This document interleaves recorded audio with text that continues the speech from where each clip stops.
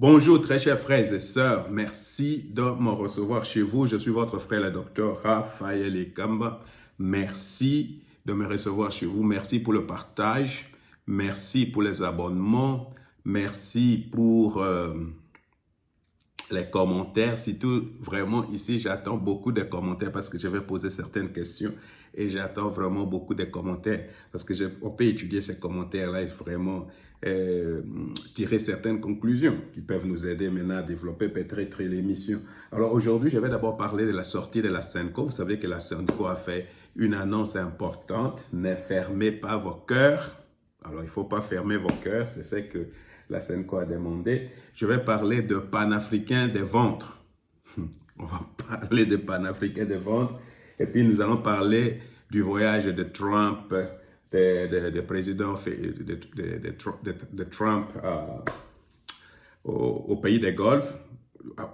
Ce qui m'intéresse, c'est quelles sont les leçons qu'on peut tirer pour nous, pour notre deal et pour la République démocratique du Congo. Alors, en tout cas, c'est comme je venais de dire, je vais parler de cette histoire de Senco et j'attends vraiment des réactions partagées assez pour qu'on réfléchisse là-dessus, parce que je vais faire aussi une proposition. On peut réfléchir, hein? Il faut réfléchir, on va réfléchir ensemble. Alors, je vais écouter d'abord ce que je veux dire et partager avec moi vos pensées. La meilleure des choses, c'est qu'il y ait beaucoup de gens partager la vidéo avec beaucoup de gens et beaucoup de gens peuvent réagir comme ça. On peut vraiment tirer certains enseignements. Il ne faut pas seulement, je pense, la mauvaise chose que nous pouvons faire, c'est seulement de critiquer ou tout simplement comment je peux dire,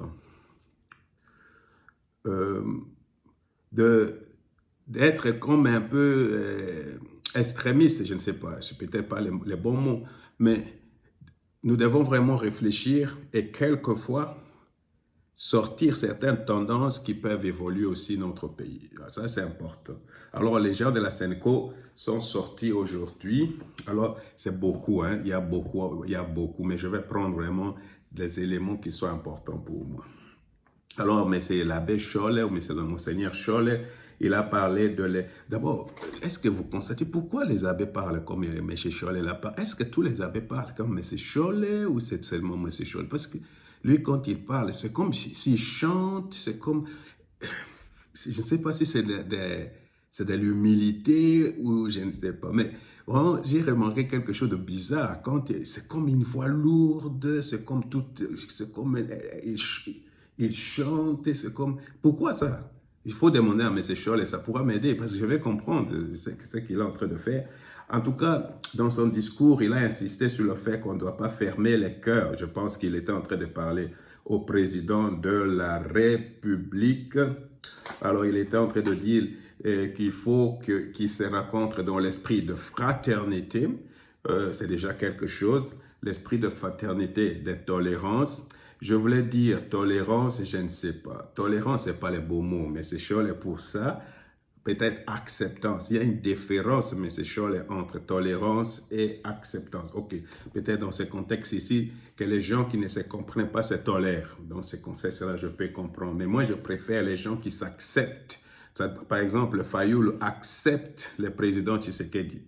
Où le président Tshisekedi accepte Fayoulou, c'est beaucoup plus fort que ces mots tolérance. Parce que les gens qui s'acceptent ne se critiquent plus jamais. Ils peuvent se critiquer, mais ils sont vraiment, ils sont ensemble. Hein, donc, il faut s'accepter. Se tolérer, c'est comme, comment je peux dire?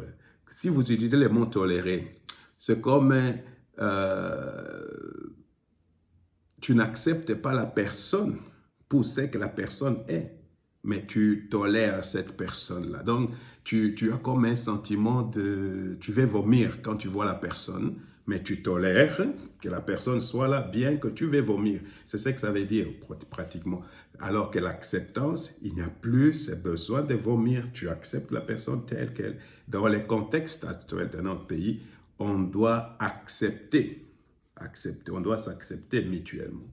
Alors, c'est peut-être, je voulais juste extrêmement ces deux concepts, peut-être les éclairer un peu plus, l'acceptance et la tolérance. Alors, il disait l'esprit de fraternité et de tolérance pour aboutir à une vraie réconciliation. J'ai mis vraie réconciliation entre parenthèses entre guillemets. Alors, je vais réfléchir là-dessus. Qu'est-ce qu'on n'attend pas? Une vraie réconciliation. Qu'est-ce qui va prouver? Quels sont les critères d'une vraie réconciliation? Alors, tu vois, c'est ça le problème avec nos journalistes. C'est les gens qui posaient des questions. J'ai vraiment quelquefois honte. Les gens qui posaient des questions, vous écoutez des choses comme ça, vous venez avec des questions comme quoi, oh, on dit que vous allez vendre le pays. Vous allez vendre le pays. C'est quoi? Qui a dit que les Chols et les Ambongo et tout ça, ils vont aller vendre le pays? Qui a dit ça? Je suis ici, je connais personne qui a dit ça. Oh, vous allez vendre le pays. Alors là, ce sont des questions vraies. Vous allez poser une question comme ça, mais c'est Cholet, ça c'est une chose, fraternité, tout ça c'est bien. Mais qu'est-ce que ça veut dire une vraie réconciliation? Comment on peut savoir qu'il y a une vraie réconciliation au Congo? Quels sont les critères? Quels sont les éléments?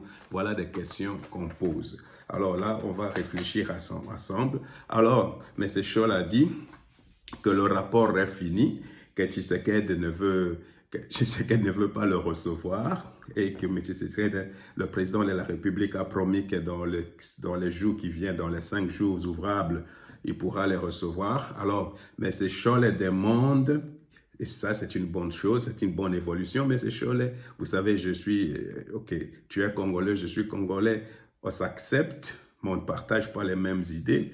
Donc, M. Scholl demande au président de donner les go du dialogue ou du forum, ce qu'il appelle forum, et il reconnaît qu'il y avait beaucoup de dialogues dans le passé et tous ces dialogues n'ont pas réussi. Ça aussi, ça serait une question des journalistes de poser, mais qu'est-ce que vous proposez ici? Qu'est-ce qui va prouver que seulement votre dialogue va réussir et des choses comme ça? Mais les gens voient avec des histoires inutiles. Alors, je constate aussi que ils ont écouté les critiques. Ça, c'est une bonne évolution. Ce sont des gens, ils ont écouté les critiques. Ils ont vraiment écouté nos critiques et ils ont évolué. Alors, l'une des critiques, je pense qu'ils ont écouté, c'est la critique de Christophe Lutundula qui a dit qu'il faut réduire le scope de leur forum ou de leur dialogue et il faut vraiment donner la confiance parce qu'ils n'inspirent plus confiance par le fait qu'ils se sont vraiment mis à l'opposition du président de la République. Alors maintenant, ils disent qu'ils donnent la confiance et qu'il n'y aura pas de partage de pouvoir, que ce dialogue, ce n'est pas pour partager le pouvoir, c'est le président qui doit donner les go. Alors, c'est une façon de dire, ils reconnaissent que Tshisekedi est le président légitime de la République démocratique du Congo. Ça, c'est une évolution majeure parce qu'ils avaient tendance à vouloir... alors, vous avez vu, hein, nous avons contribué à ce que vraiment... Ça, c'est une évolution majeure. Ce sont des déclarations graves. Mais ce que M. Scholl a fait là, c'est reconnaître que le président de la République est légitime, parce que si vous faites des accords et que lui ne va pas avec vous dans ces accords-là, vous faites vos histoires-là, ça n'a aucun sens. Ça n'a aucun sens. Je l'ai dit une fois, il y avait Mende qui avait dit une fois qu'il est allé représenter à cette époque-là Étienne Tshisekedi aux Nations Unies. On lui a dit non, nous on traite avec les institutions. Donc, une institution comme la SENCO n'a aucun pouvoir, Ils peuvent faire le dialogue, le président de la République, le gouvernement refuse. Ça n'a aucun sens. Ça devient tout simplement des assises scientifiques comme ce que nous faisons souvent de temps en temps. Alors, maintenant, là, je commence à poser des questions un peu difficiles. Parce que quand on parle de réconciliation, pardonnez-moi, quand on parle de réconciliation, alors il faut nous dire que c'est réconcilier, que ça veut dire qui doivent se réconcilier. Quand on parle d'une réconciliation sincère, c'est quoi une réconciliation sincère? Comment peut-on mesurer que cette réconciliation-là est sincère? Ça veut dire de critères. Ok, nous, dans les recherches, on parle de catégories. Si ces catégories ici sont atteintes, sont atteintes, c'est que, ou la répétition, c'est que vraiment il y a une réconciliation qui a eu lieu. Donc il faut montrer des choses claires et nettes qu'il y a quelque chose qui s'est passé. Sinon, on va seulement faire, il y a des gens qui vont faire vous savez, les baisers de Judas. Hein? Quelqu'un qui a mangé avec toi, tu crois que quelqu'un m'a fait un baiser et puis tout à coup, il est en train en même temps de te trahir. Alors, comment il peut éviter tout cela? Les baisers de Judas. Alors, et est-ce que devons-nous, par exemple, nous ici, devons-nous nous réconcilier avec les M23, les AFC et tous les Tutsis qui ont tué là-bas à Goma, à Bukavu? Est-ce que nous, on doit nous réconcilier avec eux? Avec les Nanga, avec les Makinga, avec les, comment ils s'appellent, les Willingoma. Est-ce que nous, voilà, ce sont des questions comme ça qu'il fallait poser à Cholet. Est-ce qu'on doit se réconcilier avec Kagame, avec Katumbi? Alors, je voulais dire ceci. La réconciliation entre Félix-Antoine Tshisekedi et Fayulu n'a pas besoin de gens comme la Senko. Ce sont des gens qui se connaissent. Leurs femmes peuvent le faire. Ce sont des frères en Christ. Vous comprenez? Ok, je ne sais pas parce que ce sont des politiciens. Moi, je ne sais pas, mais je vois que ce sont des frères en Christ. Nous connaissons ce que la Bible dit à propos. Hein? Nous connaissons la Bible dit, s'il y a un problème, va chez ton frère, parle avec ton frère. Donc, est-ce qu'ils ont vraiment besoin pour cela de la Senko? Ils ont besoin vraiment de la légitimité internationale. Ils ont besoin d'aller vraiment à Doha, à Kagame. Ils ont besoin de ça. J'ai vu une photo de Jacquemain, c'est chez M. Eliezer. J'ai vu une photo de Jacquemain Chaban, le ministre de l'Intérieur, avec Marc Abound, avec Fayulu, en train de rire. Et vraiment, tu sens que les gens sont décontractés, complètement décontractés. Et vraiment, quand tu regardes la photo, tu sens que ce sont des gens qui se connaissent, qui se revoient. Et tout le monde est vraiment naturellement content de se voir. Là. Alors, si maintenant, M. Fayulu est décontracté devant Jacquemain, alors, est-ce qu'il sera vraiment crispé devant Félix, vous pensez? Une fois, ils se sont rencontrés là, quand il y avait le dépôt des candidatures. Vous avez suivi l'ambiance, non? Entre les deux personnes. Donc, je crois même quand Fayulu dit qu'il n'y a pas de rancune et tout, je crois à cela. Alors je ne pense pas qu'il faut tout un forum, tout un dialogue pour que Fayulu, ou même Sesanga, ou même se rencontre avec le président Antoine Félix Antoine Tshisekedi, je ne crois pas. Alors, entre-temps, je les ai vus aussi au Matanga de maman, comment ça s'appelle la famille? De la famille Molika. Ça veut dire, à mon sens, qu'il y a beaucoup de canaux qui peuvent vraiment être utilisés pour rapprocher Fayulu de Félix Antoine Tshisekedi. Alors, je ne vois pas la nécessité de tout un dialogue pour vraiment... Et même Katumbi, dans une certaine mesure, Katumbi, parce que Tshisekedi l'a fait revenir, ce sont des gens qui se connaissent, donc ils peuvent faire... Là où il y a beaucoup plus de problèmes, c'est Kabila. Alors, ça, je ne sais pas. Là, il y a des vrais problèmes. Parce que quand vous fomentez des coups d'État, vous allez dire je vais à l'Est et tout ça, là, il y a un grand problème. Alors, il faut qu'on comprenne ce quoi cette histoire de réconciliation sincère et qui en sont les acteurs. Alors, il a dit aussi que dans ce dialogue-là, il faut identifier, il y a les processus dans ce dialogue-là, ils vont identifier les causes profondes qui font qu'il y ait des guerres ou des groupes armés ou des guerres récurrentes en République démocratique du Congo. Et c'est là, j'avais déjà fait une vidéo, je ne sais pas, parce que là, nous avons un problème, on ne sait pas il n'y a pas de crise en République politique en République démocratique du Congo. Je vais répéter cela. Il n'y a pas de crise politique. Mais c'est Cholet, avec tout le respect, il n'y a pas de crise politique en République démocratique du Congo.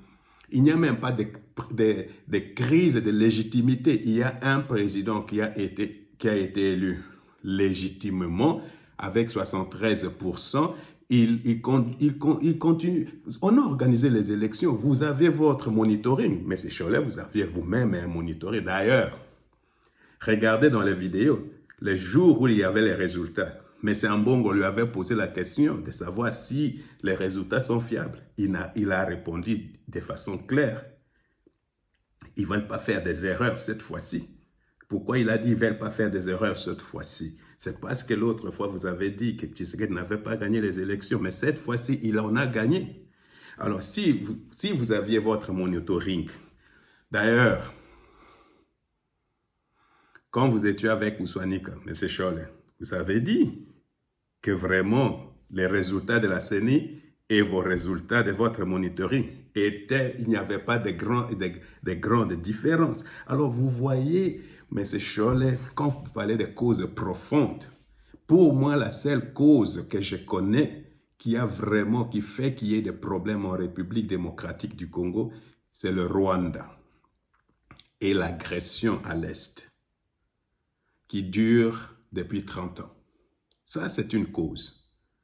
Le Rwanda, c'est le Rwanda. Alors, les problèmes qui sont au Rwanda, Kagame lui-même dit, nous sommes un petit pays. Tous ces problèmes qui sont là-bas, il va les résoudre en République démocratique du Congo. Des problèmes économiques.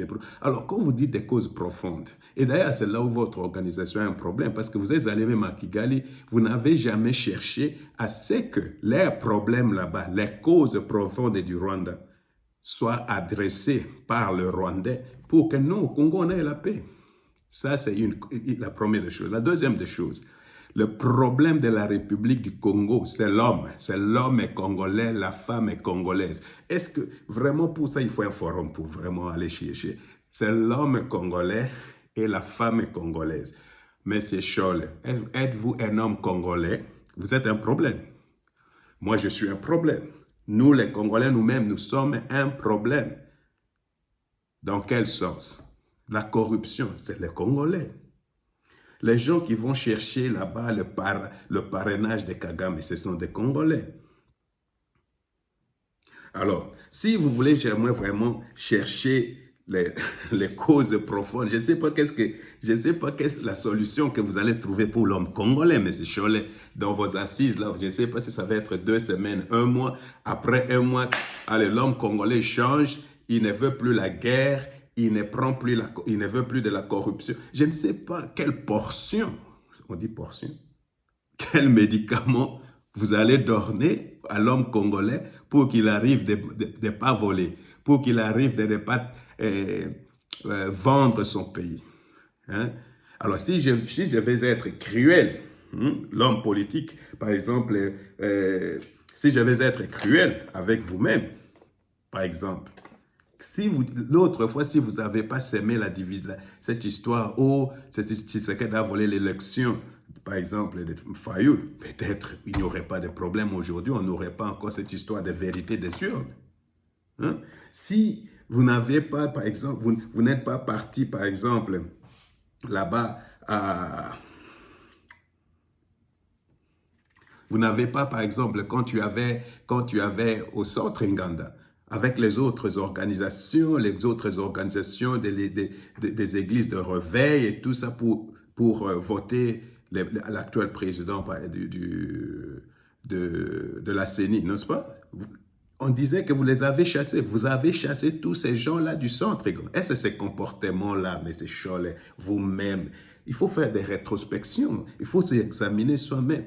En chassant ces gens-là, quand vous avez chassé ces gens-là et qu'il y a tout, c'est un problème. Est-ce que ça, c'est même sur le Rwanda? C'est vous. C'est vous qui avez fait ça avec Monseigneur Outembi, avec tout ça.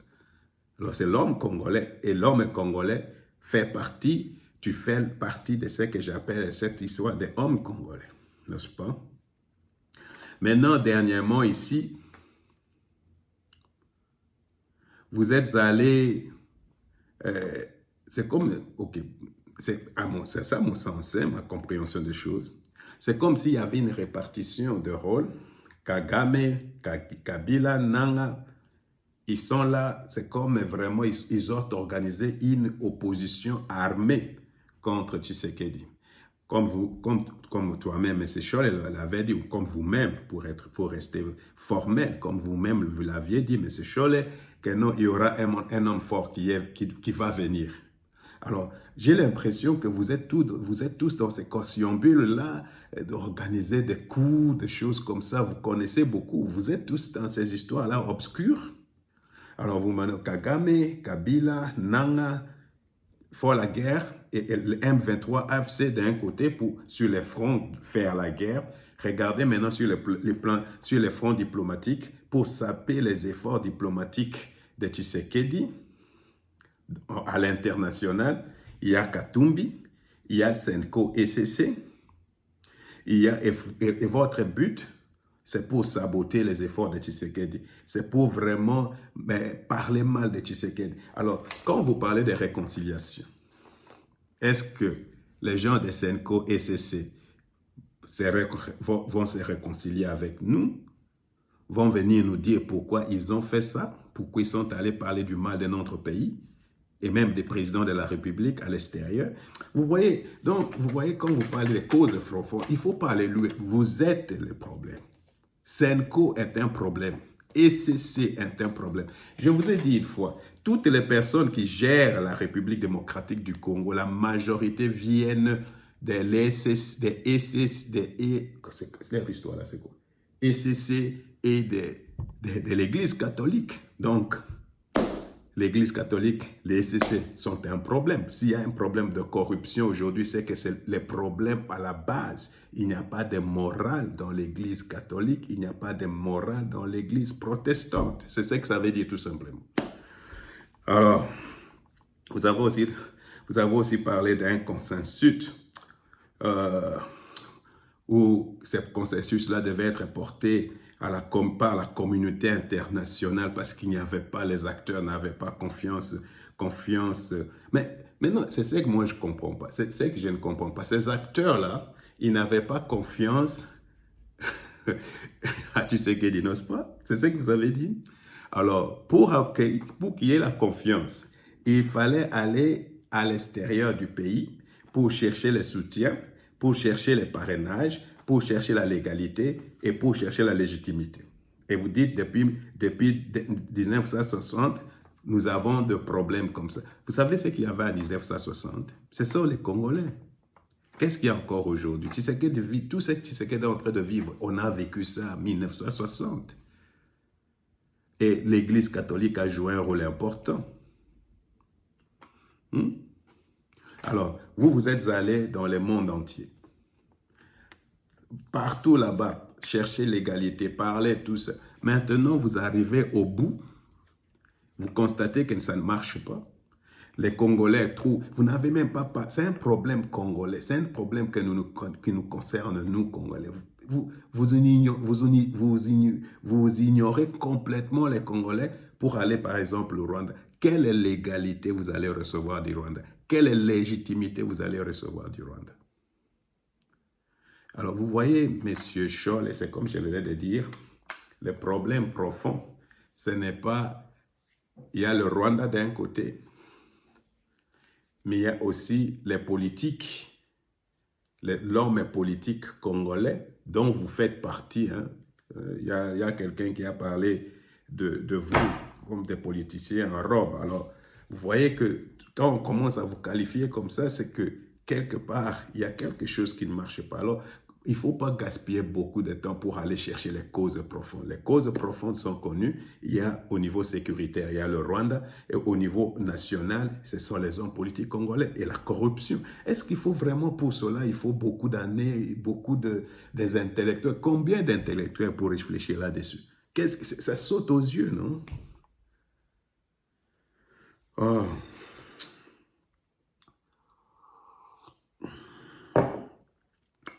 Alors, vous avez dit à M. Tshisekedi, faites confiance à vos pères spirituels en facilitant la mise en œuvre de cette initiative pour entrer, et comme ça, le président Tshisekedi, par cela, pourra entrer dans l'histoire. C'est ce que vous avez dit.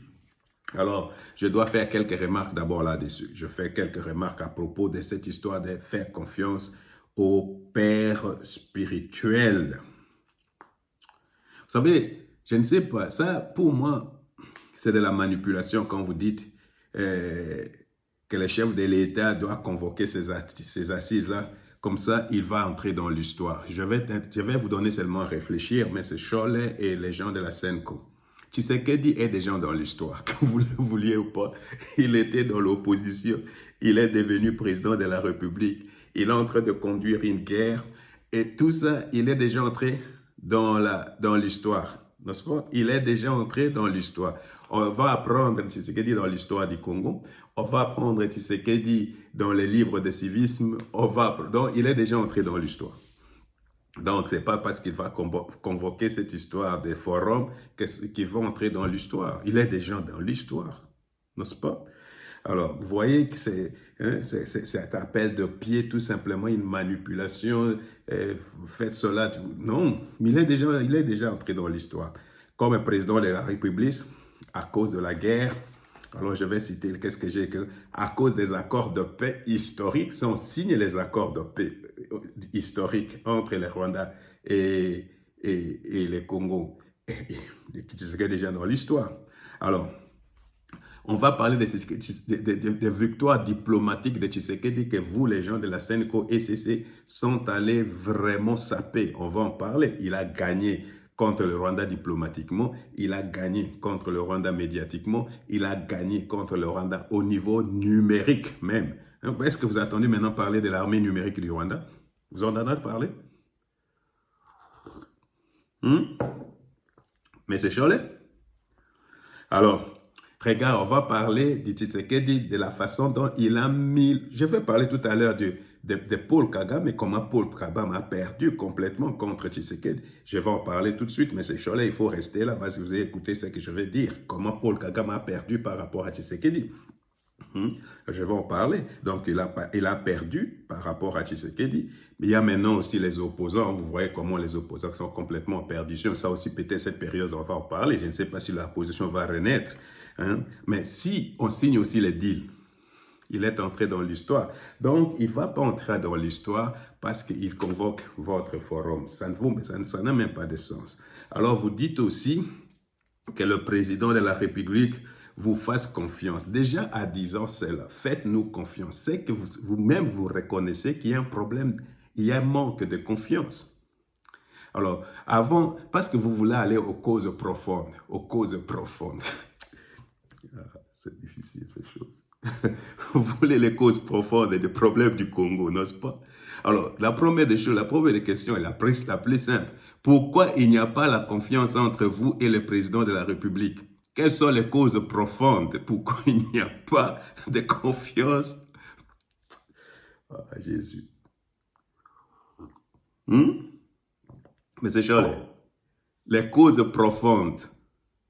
Pourquoi il n'y a pas de confiance entre vous et le président de la République? Faites confiance à vos pères spirituels, vous avez dit. Alors, il faut aller vraiment aux causes profondes.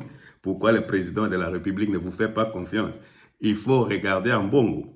Il faut regarder les déclarations de M. Mbongo. Il faut regarder les déclarations de M. Mouteba. Il faut regarder aussi les agissements et les tergiversations de M. Cholet. C'est quelque chose, peut-être c'est là où il y a le problème. Alors, moi, je ne sais pas, il faut aller aux causes profondes. Alors, vous avez dit aussi qu'on doit faire confiance, qu'il fasse confiance au Père spirituel. Je pense aussi, il y a un problème de la sémantique. Donc, il y a la compréhension de ces mots Père spirituel. Il faut qu'on établisse vraiment, parce que j'ai l'impression... Et vous, même avec Fayoulou, votre frère, les frères Fayoulou, les frères, je l'appelle frère parce que nous sommes, je pense, j'ai vu Martin prier dans l'église là-bas, quelque part. Donc c'est un frère en Christ, Martin. Alors, je ne pense pas que les frères Martin, quand ils parlent de père spirituel, parce que les pères spirituels, même le président Félix Antoine Tshisekedi, quand vous dites que nous sommes des pères spirituels, Parce que nous, on a une autre compréhension d'un père spirituel. Un père spirituel, bon, d'abord la notion même du père, quand il vient, cette notion-là du père vient de vous, les prêtres. Hein. Je ne sais pas, vous n'avez aucune expérience de père, à moins que vous les faites en cachette. Parce que si un père, je ne sais pas comment vous pouvez parler de père spirituel. Parce qu'un père spirituel, à mon sens, il donne naissance. Il donne des naissances aux enfants dans la foi. C'est ce qu'on appelle père spirituel.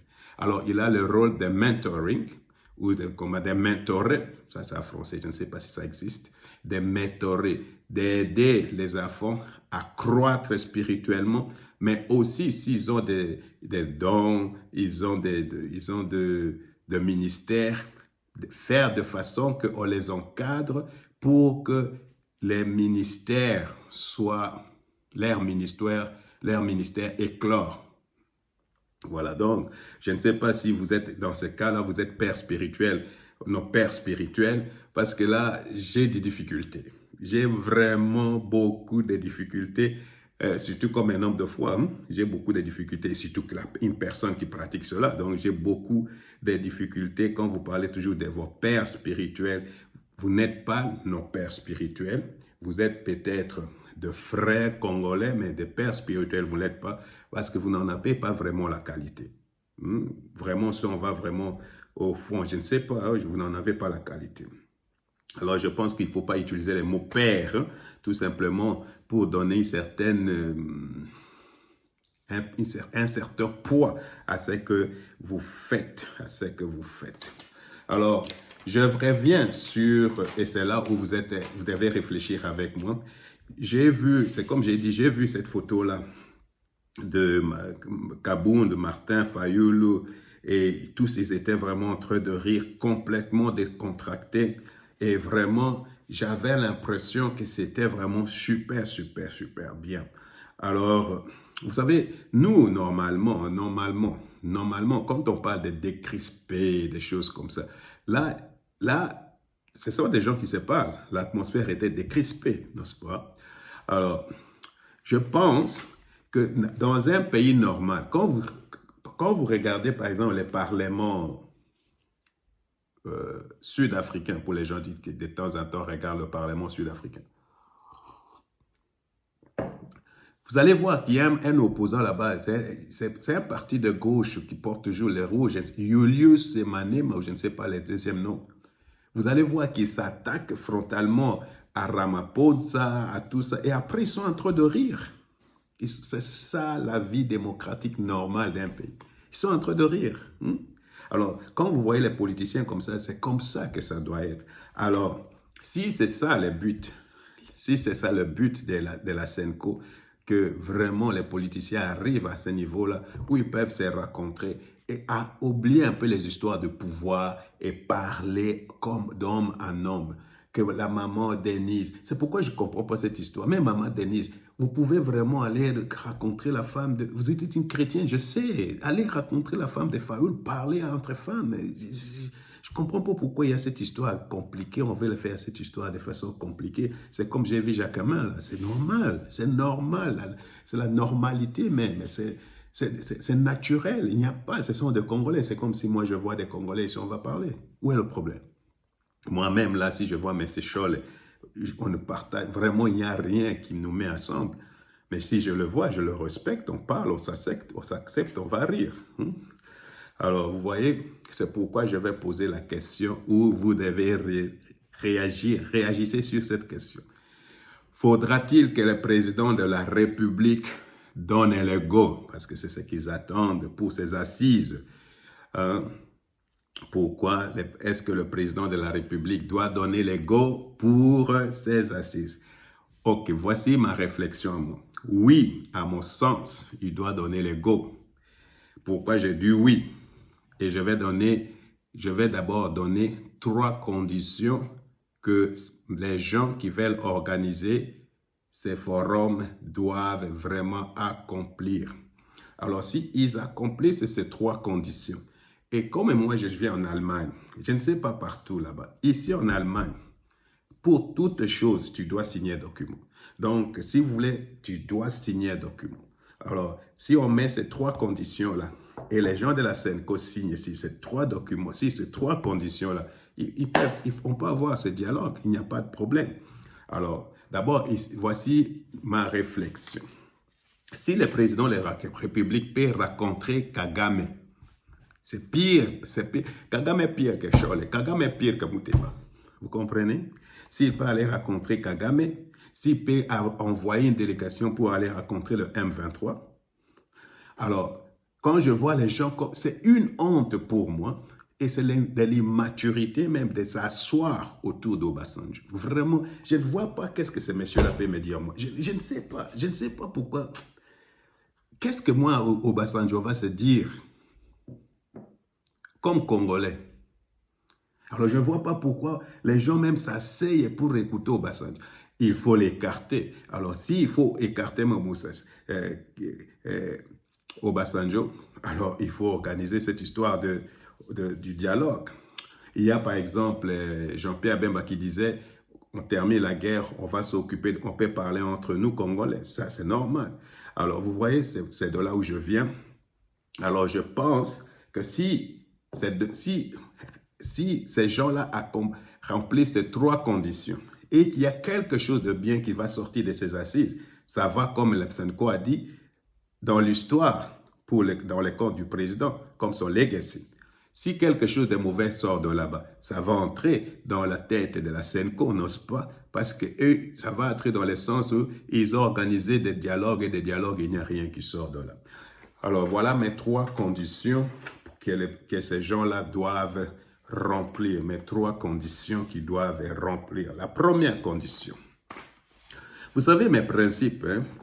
La première condition que toute personne qui prend les armes, qui tue les autres Congolais, tout simplement pour se retrouver autour d'une table de négociation, n'a pas besoin de venir à ces assises. Ça, c'est la première condition.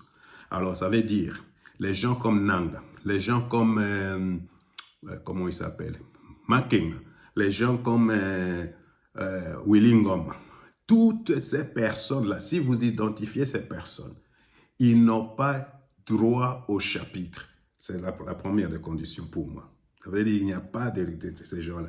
La deuxième des conditions, il ne peut pas y avoir d'impunité pour ces gens-là. Si quelqu'un a pris les armes, même c'est dans ces contextes-là que l'histoire de Kabila devient très difficile. Parce qu'il a déclaré soutenir les M23. Alors, sa place n'est pas dans ces négociations. L'impunité, l'amnistie, il n'y a pas d'impunité, il n'y a pas d'amnistie, il n'y a rien. Alors, ça c'est le deuxième principe. Le troisième principe, il faut même pas aller parler politique. Il ne faut pas aller parler de la République démocratique du Congo là-bas. Il ne faut pas aller parler de la légitimité du président là-bas. Il ne faut pas aller discuter sur le partage de pouvoir. Une fois, si ces conditions-là sont remplies, la première, toutes les personnes qui ont pris les armes ne doivent pas venir et les gens qui les ont soutenus ne doivent pas participer. Il n'y a pas d'absolution pour les gens qui ont tué, qui ont massacré, qui ont violé, et il n'y a pas de place pour mettre en cause la légitimité du président de la République. Une fois, si c'est fait, ils peuvent avoir leur dialogue. Alors, vous comprenez, ça, ce sont les trois questions qu'il faut remplir. Sinon, je vous pose la question, qu'est-ce que vous avez pensé? Vraiment, je vous prie, qu'est-ce que vous avez pensé? Réfléchissez avec moi. Moi, je pense que s'ils remplissent ces conditions-là, et par rapport à tout ce que je venais de dire tout à l'heure, ils peuvent organiser sous le patronage et l'autorité du président, ils peuvent organiser leurs assises. Et je pense que ça sera une bonne chose pour la République démocratique du Congo. Maintenant, venons à M. Kagame.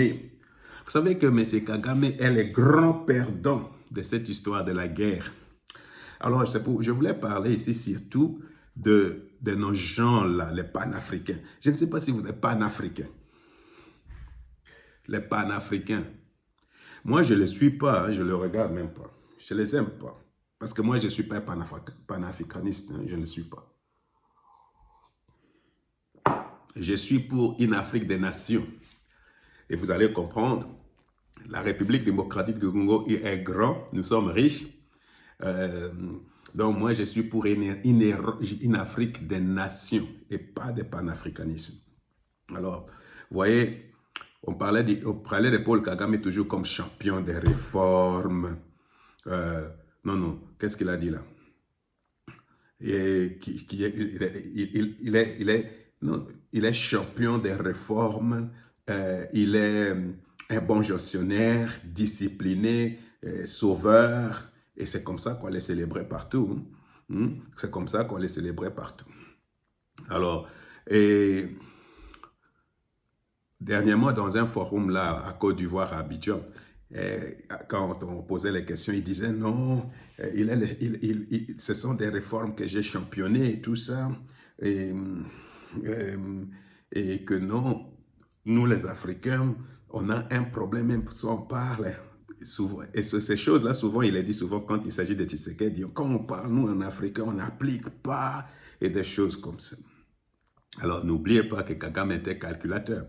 J'aime comment le président de la République l'a qualifié. Un manipulateur, un criminel. Voilà, un criminel.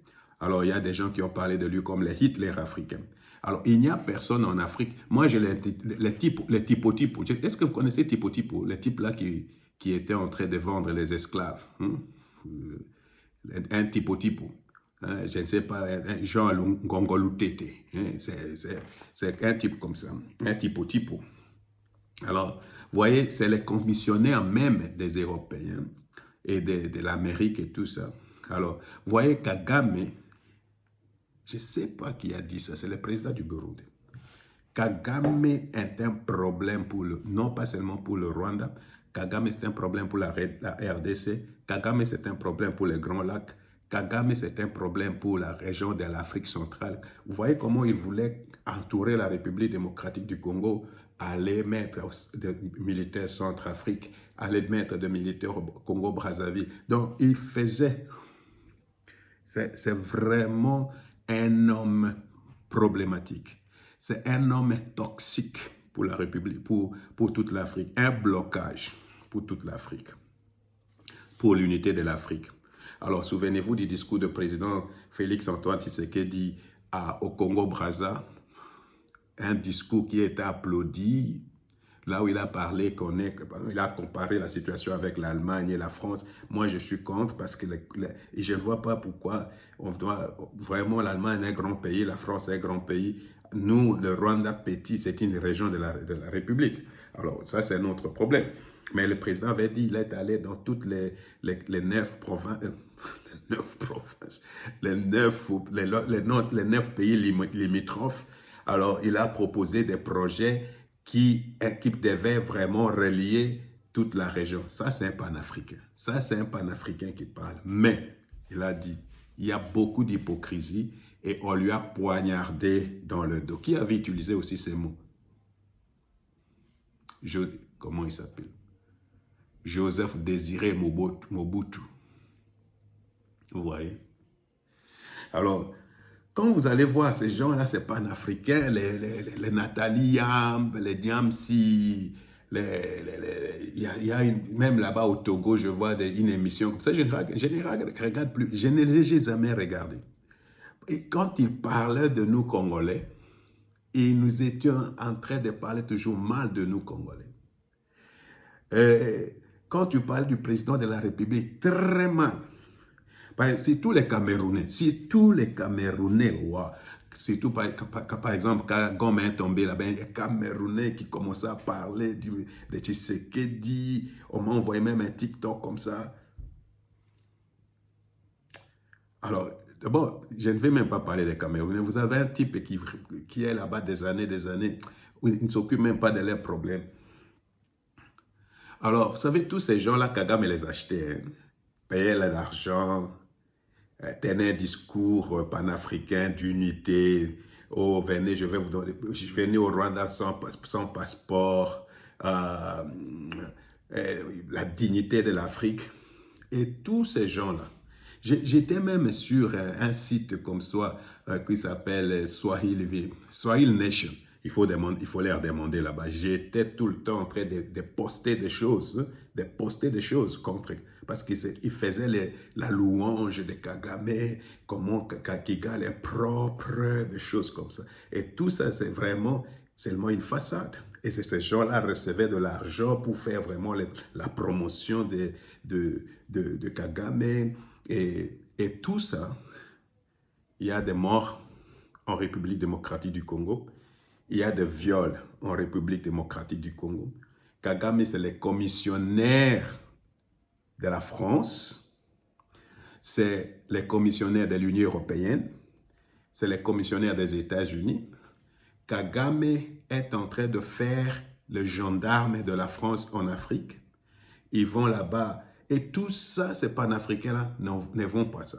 Kagame, nous, on critique Tshisekedi, on parle de Tshisekedi, on dit tout ce qu'on pense de Tshisekedi. Au Rwanda, c'est le silence des morts. Le silence de morts. Et même quand il y a un peu, regarde comme je vois là, les gens parlent de Tshisekedi et tout ça. Kagame va poursuivre ces gens-là partout là-bas pour les tuer et tout ça. Et ces gens-là, ces panafricains-là, tout cela, tout ce que Kagame est en train de faire là, tuer, violer, voler, tout ça, ils ne voient pas. Ils voient seulement Tshisekedi. Oh, il fallait attendre. Vous savez, il y a, je ne sais pas si c'est La Fontaine. À chaque chose, il faut considérer sa fin. Il faut boire quelque chose. Cher panafricain.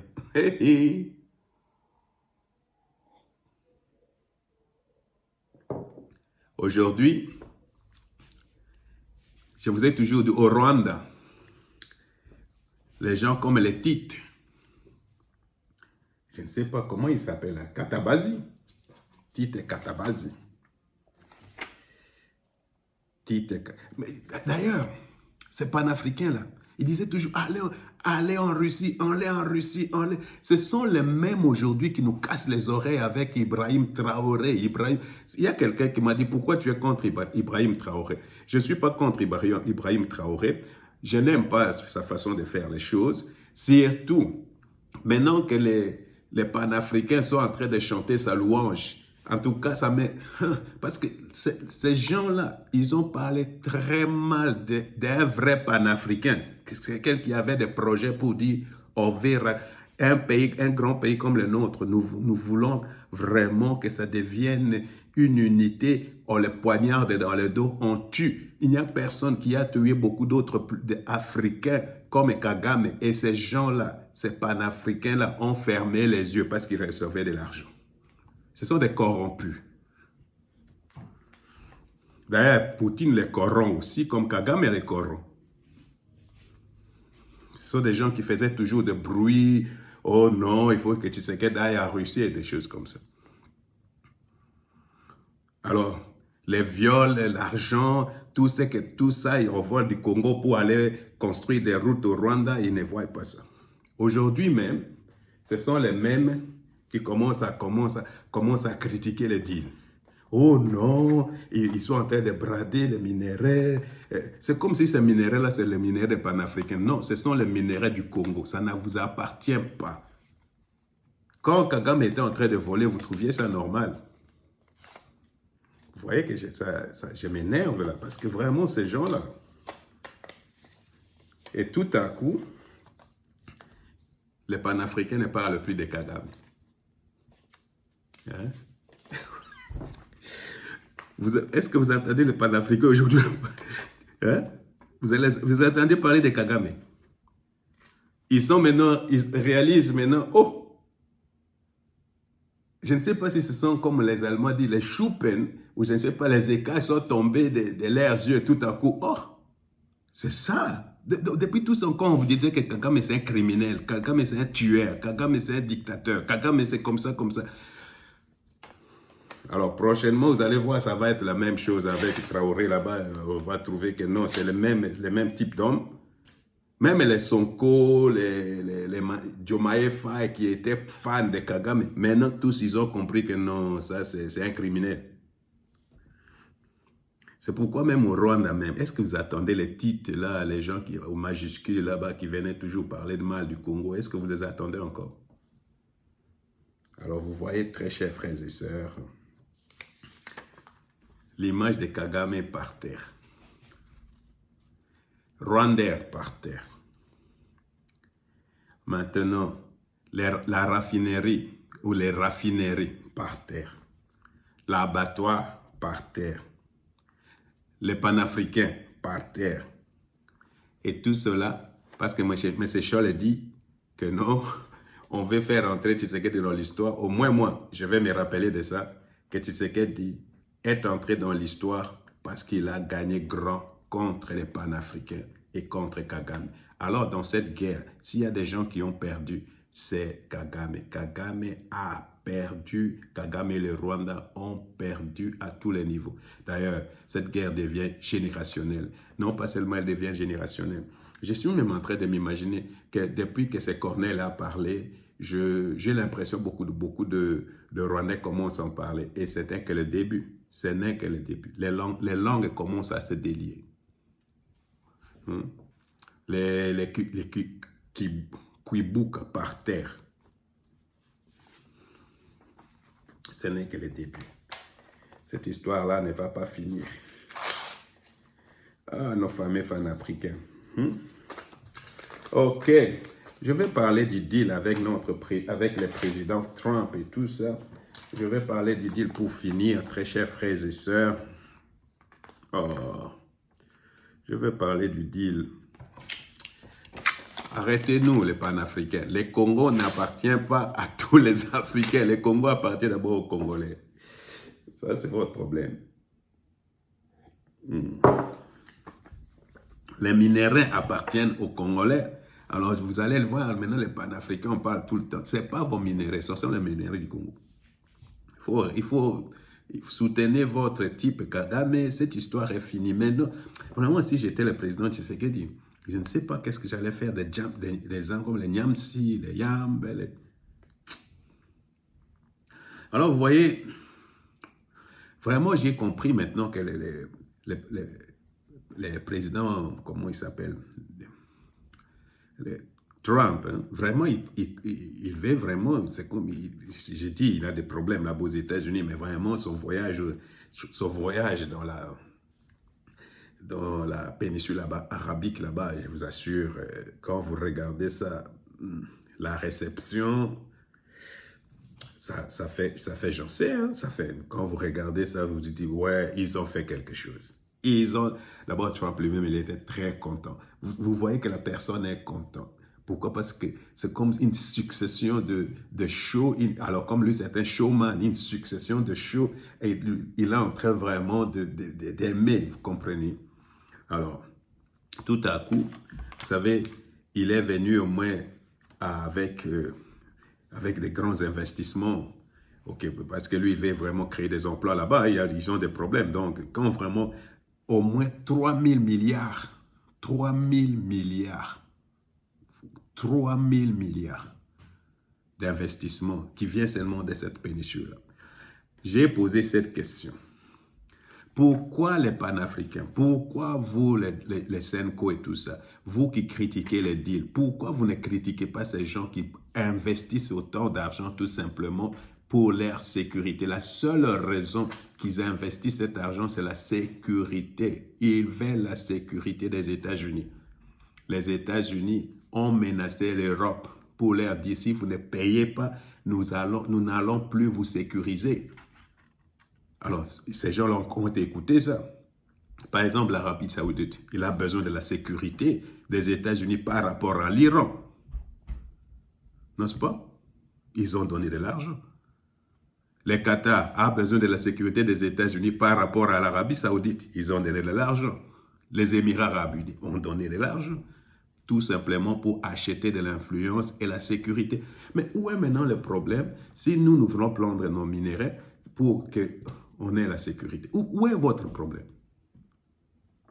Nous, panafricains. Alors, vous voyez, alors il faut des réceptions comme ça. Je ne sais pas, j'ai toujours dit, il faut inviter Trump chez nous, mettre un peu de propreté et faire un grand show pour lui africain, de, engager vraiment des genres, retour en, comment on dit, Zamunda, ou j'aime, genre Zamunda, c'est Zamunda, ou j'aime, ouais, je ne sais pas si c'est Zamunda, je ne sais pas, rappelez-moi. Donc, genre comme ça, et lui, il aime le show. Et il va faire le deal rapidement. Alors, moi, je pense qu'il faut vraiment, surtout ce que Trump aime, c'est qu'il veut entrer dans l'histoire comme un président qui amène la paix. Là, il est en train de faire la paix avec les Houthis, il est en train de faire la paix avec l'Iran, il est en train de faire la paix là-bas avec, avec même la Syrie. Là. Et il a largué Israël complètement. Il a largué Israël. C'est quelque chose de grave. Ouais. Alors, nous, comme lui, il veut avoir ce prix Nobel de la paix, c'est quelque chose qu'il faut lui dire, répéter régulièrement. Vous allez entrer dans l'histoire parce que vous allez finir la guerre des 30 ans qu'il y avait ici. Et ça avait tué beaucoup de gens, ça a tué beaucoup de gens. Vous allez entrer dans l'histoire, vous allez recevoir un prix Nobel de la paix à cause de ceci. Vous serez le premier président américain qui va amener la prospérité en Afrique. Vous lui parlez des choses comme ça. Et lui, ce sont des choses qu'il aime. C'est les choses que les Américains aiment. Alors, comme lui, il va être un président historique. Dépasser peut-être Ronald Reagan, dépasser Obama. Il sera prêt à tout faire. C'est pourquoi il faut savoir. D'ailleurs, vous voyez que partout il part là-bas, il n'y a pas seulement que pour lui, il est en train de signer des deals pour lui-même. Ce sont ses enfants qui signent ces deals-là, les Eric Trump, les Laurent Trump du monde, tous. Alors, mais nous, si on peut signer des accords comme ça avec lui, viens construire un Trump Tower ici, vous lui donnez un terrain quelque part pour venir construire Trump Tower, lui, inviter les entreprises américaines pour venir construire les routes, construire les ponts et tout. Et c'est le langage des affaires que lui, il comprend. Alors, je pense que nos gens vont faire cela. Très chers frères et sœurs, vraiment, merci beaucoup de votre écoute. Surtout, réagissez à la question de la Senco. Est-ce que le président de la République doit le recevoir et donner l'écho de ces accords, pas de ces accords, de ces assises? Que le Seigneur vous bénisse.